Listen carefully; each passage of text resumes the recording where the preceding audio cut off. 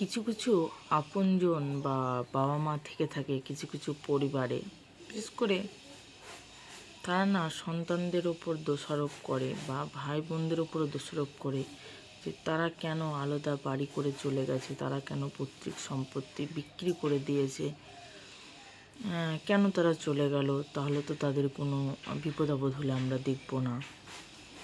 তাদের কাছে আমার একটাই কোশ্চেন, কেন তারা চলে গেল সেই কারণটা কি আপনারা খুঁজেছেন? দিনের পর দিন অত্যাচার অপমান সহ্য করতে করতে তারা কিন্তু চলে যায়। তাহলে চলে যদি গেছে বলে তাকে তোমরা দোষ দাও, তাহলে তাদেরকে তোমরা চলে যেতে বাধ্য করো কেন? প্রথমে তারা যাতে চলে যায় সেরকম কাজ করো, তারপর আবার তাদেরকেই দোষারোপ করো। শুনতে খুব অবাক লাগে। আবার কিছু কিছু ছেলে আছে, চালাক ছেলে বৌমা, যারা ছেলেকে পড়ানোর নাম করে, চাকরির নাম করে বাবা মাকে ছেড়ে অন্য শহরে পাড়ি দেয় যে আমার ছেলেকে মানুষ করতে হবে। সেখানে কিন্তু তার বাবা মাদের নিয়ে যায় না, মধ্যে মাঝে তাদেরকে টাকা পাঠানো হয়, অথচ সেই সন্তানরা না খুব ভালো হয়ে যায়, সে বৌমাগুলোও ভালো হয়ে যায়। কারণ কি, তারা দূরে থাকে, টাকা পাঠায়। তাহলে ঘুরে ফিরে একই জিনিস হলো যে আমাদের জীবনে টাকারই দাম আছে, সম্পর্কের কোনো দাম নেই। তো আমার কথাগুলো যে আমি বললাম একটু আপনারা ভেবে দেখবেন, যদিও আমি সমাজ নিয়ে কাজ করি। তো এটা আমার চোখে পড়েছে, কিছুদিন যাবো একটা পারিবারিক সমস্যা আমি আমার চোখের সামনে দেখেছি বলে কথাটা বললাম। যে যারা চলে যায়, পৈতৃক ভিটে বাড়ি বিক্রি করে দেয় বা কারোর সঙ্গে যোগাযোগ রাখে না, তারা কিন্তু খুব আনন্দের সহিত এই কাজগুলো কিন্তু করে না।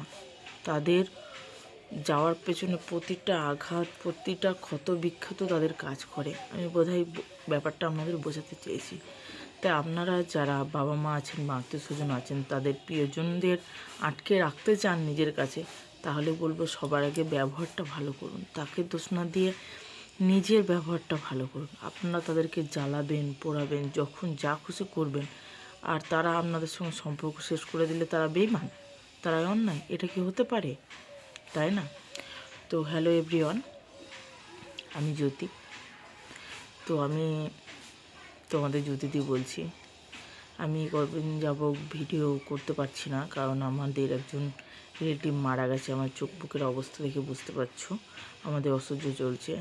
তো এই জন্য আমি ক্যামেরা আসতে চাইছিলাম না, কিন্তু না হেসে আমি আর না হেসেও থাকতে পারলাম না, না এসেও আমি থাকতে পারলাম না। শুধু এই প্রশ্নের উত্তরগুলো যদি কারো কাছে জানা থাকে আমাকে প্লিজ দিও, যে নিজেরাই দোষ করবে, নিজেরাই অন্যায় করবে, আবার অন্যের উপর দোষারোপ করবে, এটা কেন করে মানুষ?